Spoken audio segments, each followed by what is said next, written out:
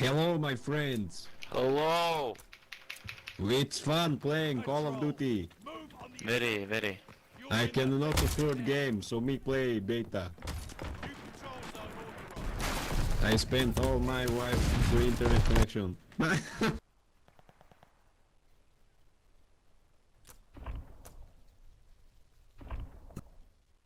And off that amazing spawn, the commentary starts. And it has been a long time, a very long time, since I've done like a proper commentary video.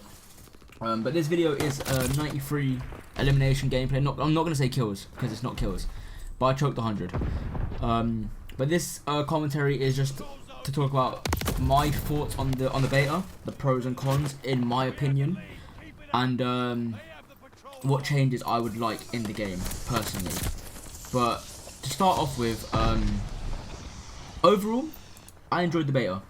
Week 2, I enjoyed it so much more than week 1. Week 1 was awful. Champion Hill was awful, in my opinion. Good concept, poor execution on the stuff they made you use and stuff, but that's their thing, whatever. Will Activision and Sledgehammer listen to the community? I don't think so, because it's Activision. Come on, why would they bother? But anyways, I'm going to get into the pros and cons. I'm going to go over the pros first, and then the cons second, and then a couple things I'd like. But first pro, the gunplay. Compared to Cold War, the gunplay felt much better. Like, guns had recoil. All guns weren't laser beams. And it seemed that, like, there wasn't just one dominant gun.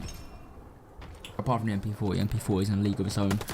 But, like, the ARs were killing, the bar, the SCG were killing quite quickly. The MP40, the Thompson people were using, they were shredding.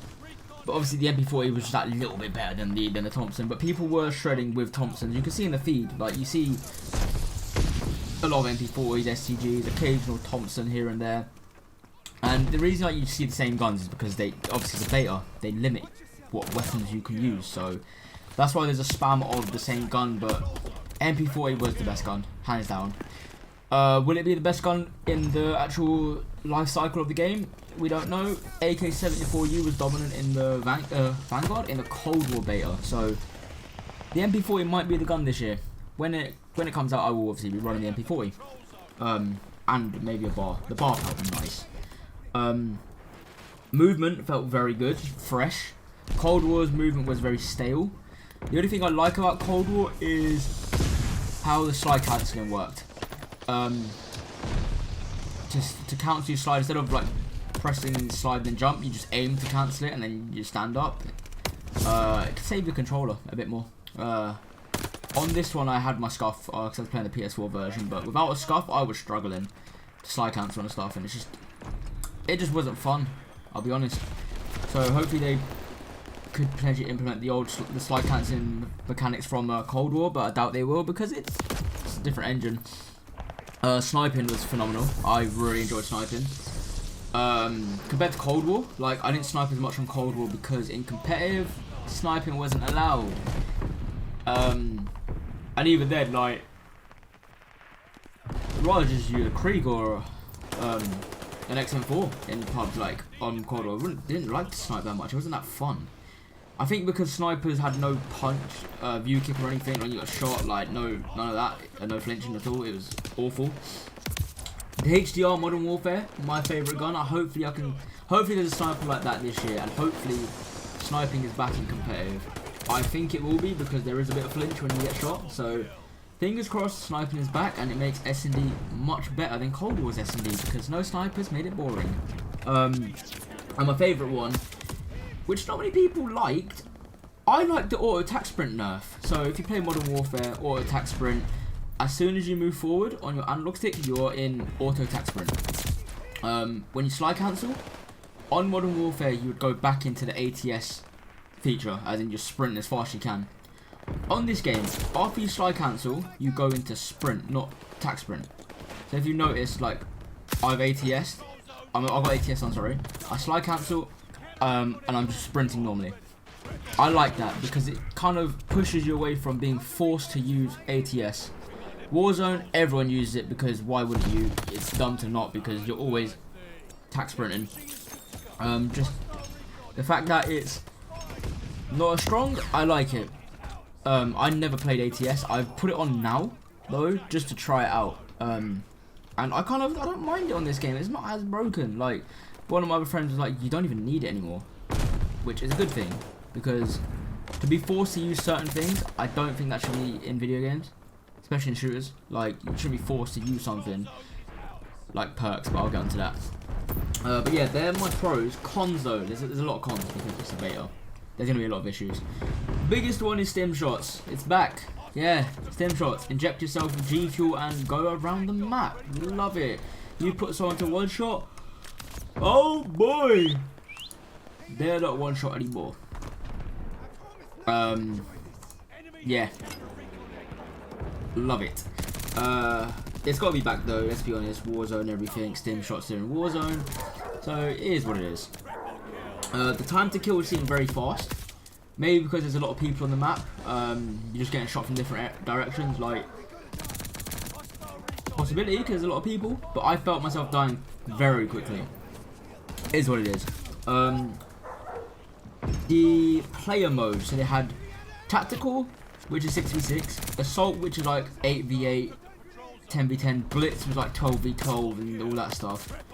That does not work on some of the maps that they gave us in the beta. You can't have, like, on this map that I'm playing Evil's Nest, I think there's one where it's 18v18. I can't move, I'm getting spawn killed, I get shot everywhere. They need to sort that out. They need to have map designs and filter maps to them certain game modes. Not game modes, right? It's not even game mode, it's a filter. They need to filter maps for these filters. The streaks were awful. If you get a counter UAV and your teammates already have one up, you cannot call yours in. Meaning, if a counter UAV lasts 1 minute, if 2 people have it, that's 2 minutes guaranteed a counter UAV. And the launchers weren't really unlocked, so no one was shooting them down. Like now, you'll see in this gameplay, I tried to call my counter UAV in. Oh, you can't call it in because your teammates is in the air. Thank you. Let me know when it's down and I'll just counter UAV them again. So that's gotta go. Fly bomb, they reused the sound from World War II. I don't really mind, it sounds nice. The war machine and death machine, if you use them and then die, you still keep them. You have to use all the bullets, which is a bit dumb. There's not really risk to throwing it out, but hey ho.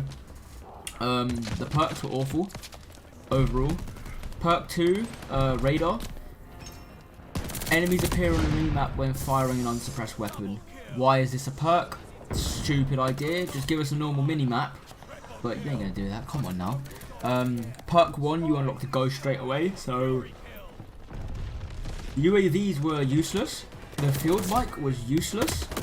Whatever. Okay. And then yeah, there weren't even many perks to be honest. Hopefully there's more. Scavenger wasn't in the game either, which is confusing. The pick 10. When I say pick 10, I don't mean like the Black Ops 2 pick 10. I mean pick 10 attachments. Stupid idea. Every gun's gonna be a god gun with the right attachments. Ammo type, worst idea ever. On the STG, there's one that like gives you more flinch. It darkens your screen and stuff. Like that's stupid. Incendiary round. There's an ammo type where you don't show up on the minimap. So what's the point of a suppressor? Like now, I've got the subsonic round, which is don't appear on the minimap. Does that mean I don't show up on the radar when they have the radar perk? I don't know. Stupid anyway. What else? The streaks. Yep, I've already gone over the streaks. And the no faction. So this is a big one, which no one touches on really. Every game you have the good guys and the bad guys, and you can see the difference between the two. On this game, there's none of that. You're just all the same characters. It is so confusing. Bring back the factions, please. Like, you need to bring them back. Because a lot of times I've looked, oh, that's my teammate. Nope, turns out it's an enemy. The teammate's like the blue dot was through the wall. My teammate's on the other side of the wall and I don't shoot. Let me be able to tell who is and who isn't on my team, please, because it has got me killed so many times. But yeah, that's a quick little overview of my pros and cons of the game, because this game is about to end. I'm excited for this game overall though. I will be playing it. Competitively, S&D, hopefully it's better than Cold Wars. Modern Warfare, the maps are better than Cold War. Cold War got boring. Black Ops 2 maps saved Cold War. But yeah, hopefully this game is good. I have high hopes because I always do. But yeah, that's the end of the video. 93 eliminations. Hopefully you enjoyed. If you want to follow me on Twitch, I'll put it in the description and at the end of the video. Yeah, if you have any thoughts on this this beta result, put them in the comments below. Let's have a nice little discussion, shall we? So yeah, in a bizzle.